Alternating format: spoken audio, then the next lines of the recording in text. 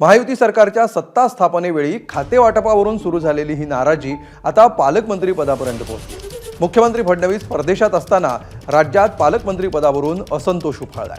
रायगड आणि नाशिकवरून एकनाथ शिंदेंनी थेट मुख्यमंत्र्यांना फोन करून नाराजी कळवली आणि फडणवीसांनीही तातडीनं 2 नियुक्त्यांना स्थगिती दिली। या वादावर तोडगा निघणं बाकी असतानाच हसन मुश्रीफांनी कोल्हापूरच्या जनतेच्या मनातला पालकमंत्री मीच असं म्हणत आपल्या भावनांना वाट मोकळी करून दिली होती। तर आता या नाराजांमध्ये भर पडली आहे साताऱ्याहून। साताऱ्याचं पालकमंत्रीपद हे शिवसेनेच्या शंभूराज देसाईंकडे देण्यात आलंय। यावरून जिल्हा मध्यवर्ती बँक संचालिका कांचन साळुंखे यांनी नाराजी व्यक्त करत शिवेंद्रराजे भोसलेंना पालकमंत्रीपद देण्याची मागणी केली आहे आणि असं झालं नाही तर आंदोलन करू असा इशाराही दिला।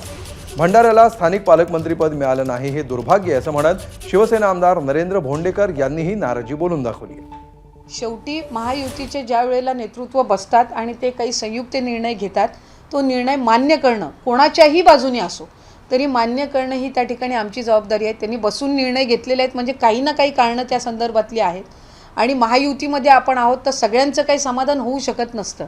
शेवटी कुठं ना कुठं तरी ॲडजस्टमेंट करूनच, जसं संसार चालवत असताना सुद्धा नवरा बायकोला ॲडजस्ट करूनच तो चालवावा लागत असतो, तसं महायुतीमध्ये सुद्धा काही ना काही ॲडजस्टमेंट्स आपल्याला कराव्याच लागत असतात। सातारा जिल्ह्यामध्ये सर्वात जास्त आमदार हे भाजपाचे निवडून आलेले आहेत आणि तो जर निकष असेल तर सातारामध्ये सुद्धा त्या निकषाप्रमाणे आदरणीय श्रीमंत छत्रपती आमदार शिवेंद्रसिंहराजे भोसले यांनाच पालकमंत्रीपद मिळावं असा सगळ्या जनतेतून उठाव होत आहे। वास्तविकता आहे की अनेक वर्षापासून भंडारा जिल्ह्याला स्थानिक पालकमंत्री मिळाले नाही, हे दुर्भाग्यच म्हणावं लागेल। परंतु आता काय जे दिलेलं आहे त्यांना आम्हाला सोबत घेऊन काम करून घ्यायचं आहे। एबीपी माझा, उघडा डोळे बघा नीट।